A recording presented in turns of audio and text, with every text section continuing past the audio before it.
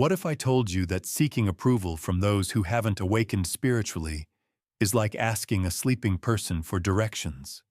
You see, we've been conditioned to measure our spiritual progress through the eyes of others, often the very ones who remain unconscious to life's deeper dimensions. Think about it. How many times have you dimmed your inner light just to make others comfortable with your presence? But here's the thing. A butterfly doesn't return to consult with caterpillars about how to fly. Your evolution cannot be validated by those still dreaming in the cocoon of conventional reality. The recognition you seek exists only within the awakened heart yours. Why do we dim our light for those who cannot see? Why do we soften our truth to make it palatable for minds not yet ready to receive it? We have become so accustomed to seeking external validation that we apply this same pattern to our spiritual journeys as well. We look outward for confirmation of what can only be verified within. Society has trained us well in this regard. From our earliest days, we learn to gauge our worth through the reactions of others. Good grades, compliments on our appearance, promotions at work, these become the metrics by which we measure our value. But spiritual awakening follows different laws entirely. It operates in a dimension where conventional approval means nothing. The paradox is stark and sometimes painful. As your consciousness expands, as your perception deepens, you become increasingly unintelligible to those still operating at the level of consensus reality. The more you awaken, the less you will be understood by those still asleep. They cannot validate what they cannot perceive. They cannot affirm what lies beyond their experience. I once knew a woman who had experienced profound spiritual insights during a period of solitude. When she attempted to share these revelations with her family, they suggested she see a therapist. They were concerned. They were confused. They were asleep to the reality she had touched. And in her desire for their understanding, she began to question her own experience. She dimmed her light. She translated her insights into smaller, more acceptable ideas. She betrayed her truth for the comfort of belonging. Now let me tell you something. There are 4 types of validation-seeking patterns that trap spiritual seekers. 4 ways we compromise our awakening for the approval of those who remain in spiritual slumber. First, there is the dilution of insight, where we water down our truth to make it acceptable. Second comes the doubt of experience, when we allow others' skepticism to infect our certainty. Third is the addiction to agreement, where we seek consensus for what can only be known personally. And fourth is the abandonment of practice, when we let the sleeping world set our spiritual priorities. These patterns form invisible chains that hold back your evolution. They create a dependency that keeps you tethered to levels of consciousness you have outgrown. They force the butterfly back into the cocoon. They make the oak tree doubt itself because the acorn cannot comprehend its branches. But first, what does it mean to be spiritually asleep, and why are we so drawn to their approval? Why does the opinion of the unconscious world still hold such power over those who have glimpsed beyond its limitations? You see, to be spiritually asleep doesn't mean someone is unintelligent or even unaware. It simply means they experience reality primarily through the conceptual mind and social conditioning, rather than direct perception. The sleeping ones view the world through a lens of acquired knowledge rather than immediate knowing. They operate perfectly well within the agreed-upon boundaries of conventional reality. They function. They achieve. They believe in what they can measure and prove. But they remain unaware of the vast realms of consciousness that lie beyond these limitations.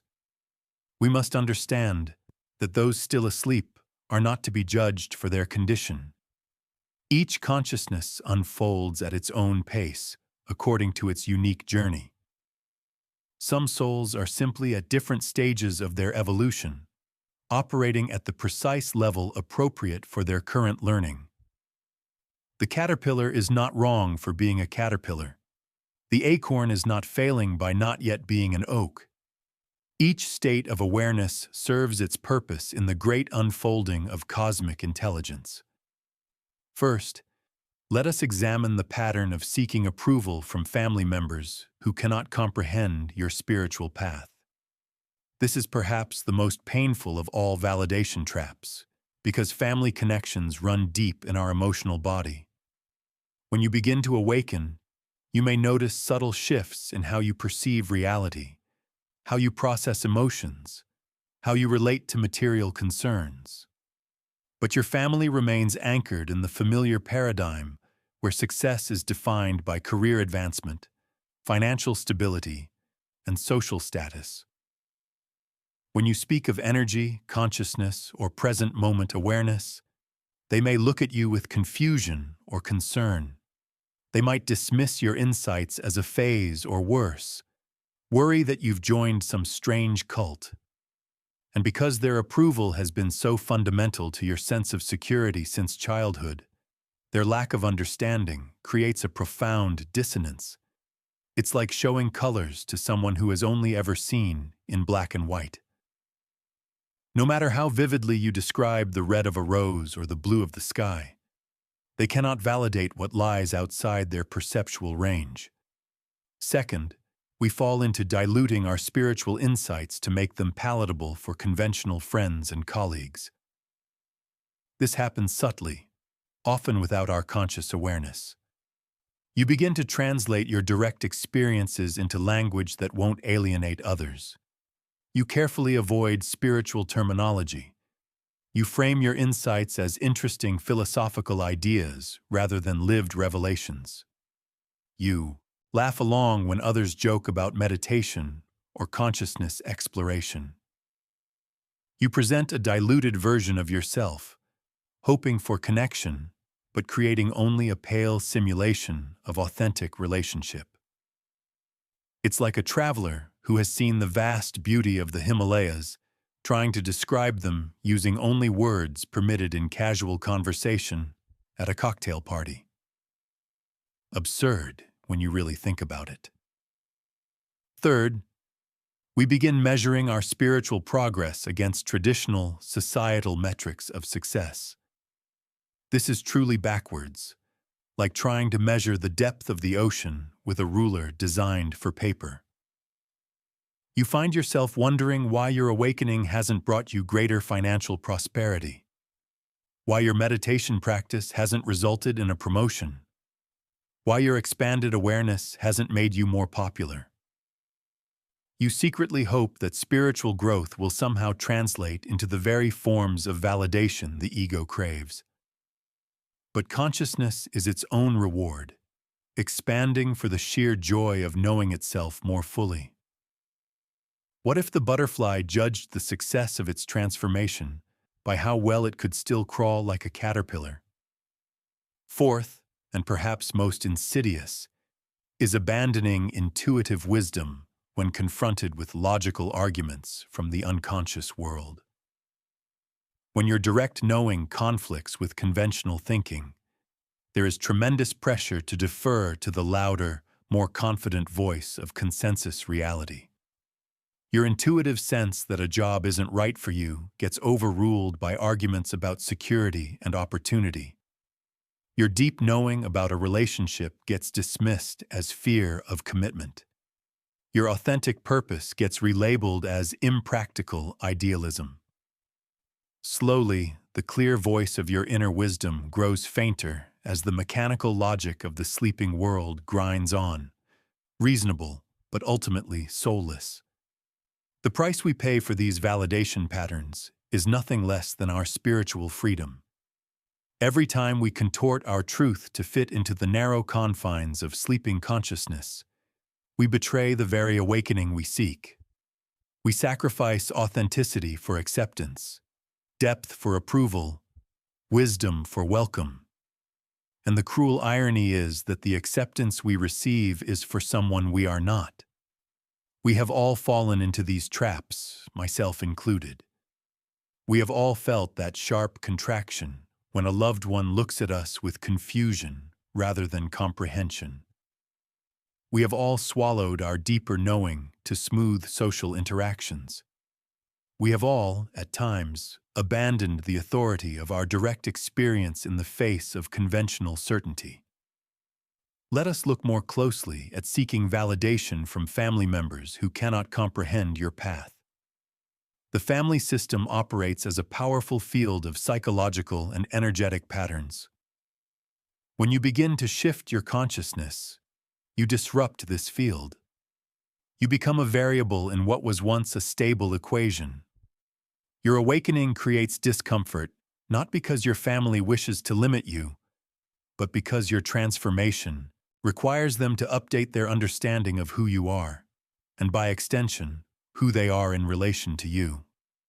You might think to yourself, if I could just explain my experiences more clearly, they would understand. If I could find the right words, they would see what I see. But this is a fundamental misunderstanding of what is occurring. Your family's resistance isn't intellectual, it's existential. Your awakening implicitly challenges their reality model.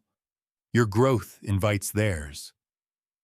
And not everyone is ready to receive such an invitation. The counterintuitive truth about family validation is that it often arrives precisely when you stop seeking it. When you fully commit to your authentic path without needing their comprehension, something shifts. They may never understand the content of your spiritual journey, but they will feel the integrity of your being. They will sense your groundedness, even if they cannot see the deeper soil in which you have rooted yourself. But here's the thing about diluting our spiritual insights to make them palatable for others. Each time we translate our truth into smaller concepts, we aren't just communicating differently. We are experiencing differently. We begin to perceive through the filters we have created for others. We start to believe our own diluted version. Our direct knowing becomes conceptual understanding. Our lived experience becomes mere philosophy. Our revelation becomes opinion. We lose the very nectar of awakening by trying to serve it in cups too small to contain it. The paradox is that authentic communication becomes possible only when we stop trying to be understood. When we speak directly from our experience without needing agreement, something remarkable happens. Some will still not understand, but others will feel the resonance of truth even if the concepts escape them. And occasionally, miraculously, our undiluted expression will awaken something that has been waiting to be activated in another. Think about it. What happens when we measure our spiritual progress against traditional metrics of success? We commit a category error of cosmic proportions. We apply quantitative measures to qualitative shifts. We look for external evidence of internal transformation. We demand that the infinite express itself through finite achievements. We impose the logic of accumulation on the reality of presence, which by its nature is already complete. The societal metrics, success, status, wealth, influence, popularity, are not invalid within their proper domain. They measure exactly what they were designed to measure. But awakening operates in a different dimension altogether. It's like using a thermometer to weigh yourself, then feeling disappointed with the results. The mismatch is total and reveals a fundamental confusion about what spiritual evolution actually is.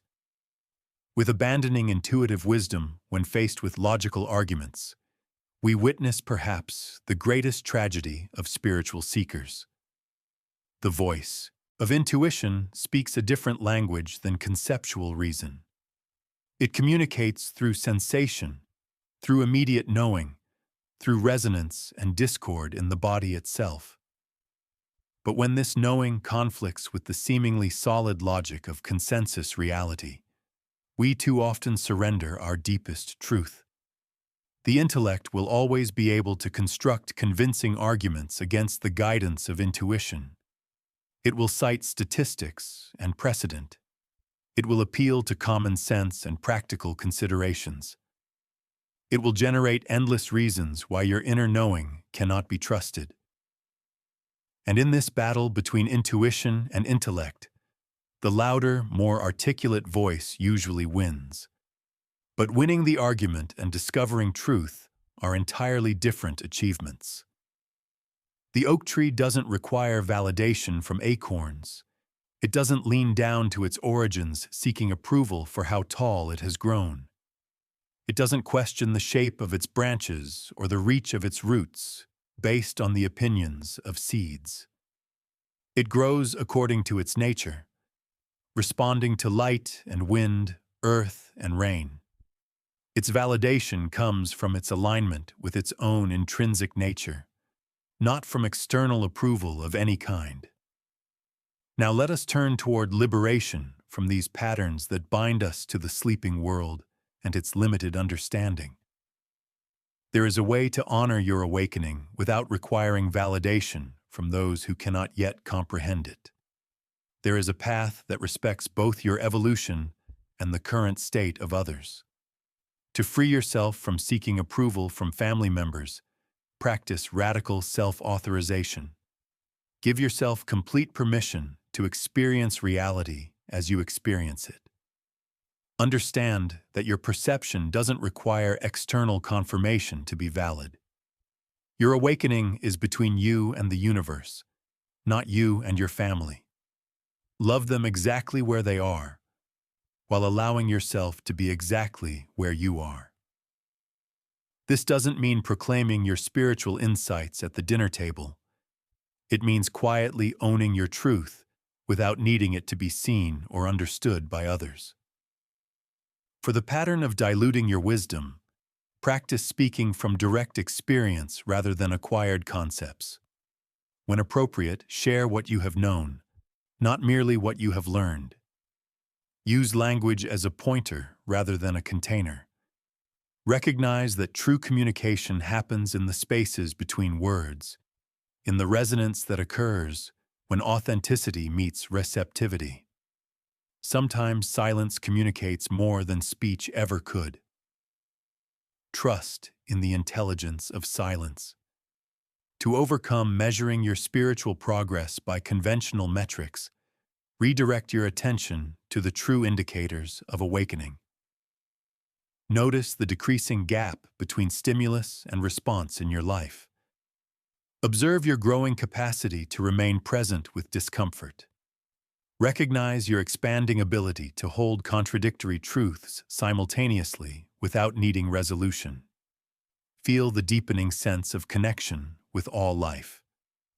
These are the real measures of spiritual evolution, invisible to the conventional world, but deeply meaningful within the journey of consciousness. For the abandonment of intuitive wisdom, develop a more intimate relationship with the intelligence of your body. The body knows before the mind understands. It resonates with truth and contracts around falsehood. Practice feeling your way through decisions rather than merely thinking your way through them. Honor the subtle signals that arise from your depths. These signals may not present logical arguments, but they carry wisdom far older and deeper than rational thought. You already know this truth deep within you. You were born with this knowing and then trained to doubt it. Your journey is not about acquiring something new, but remembering something ancient. It's about returning to what was always yours, your birthright of direct perception and authentic being. The validation you have been seeking outside yourself has always been waiting within, like a quiet spring beneath the noise of external approval. Like the butterfly emerging from its chrysalis, you need not apologize for your wings to those still crawling on the ground. The butterfly doesn't make this transition to impress others or to gain status in the caterpillar community. It transforms because transformation is intrinsic to its nature.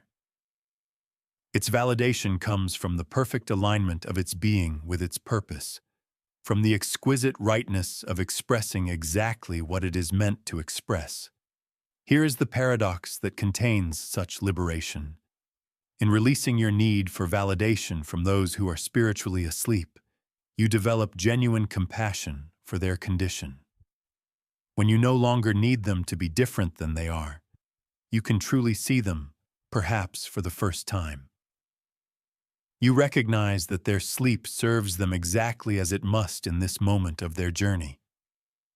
Your freedom from needing their approval becomes their freedom from your expectations. Both of you are released. The path of internal validation is not always easy. There will be moments of profound loneliness, times when you long for the comfort of belonging even at the cost of authenticity. There will be days when you question everything you have experienced, when the solid certainty of the conventional world seems more appealing than the groundless ground of awakened awareness. This too is part of the journey. The spiral path moves through darkness and light, through connection and solitude, through certainty and bewilderment. Why do we dim our light for those who cannot see? We don't need to anymore. The light you are exists beyond approval or rejection. It shines because shining is its nature. It gives warmth and illumination without demanding recognition for its brilliance. The recognition you seek has always existed within you alone. It pulses in your cells, whispers in your breath, dances in your awareness. When you touch this inner knowing, external validation becomes as unnecessary as candles in sunlight. In abandoning the need for their validation, you may find you've actually awakened something within them. Your commitment to authentic being creates a field of permission around you. Your quiet refusal to diminish yourself becomes an unspoken invitation for others to expand. Without a word of spiritual teaching, your very presence demonstrates another way of being. The butterfly, simply by flying, reminds the caterpillar of its own unrealized potential.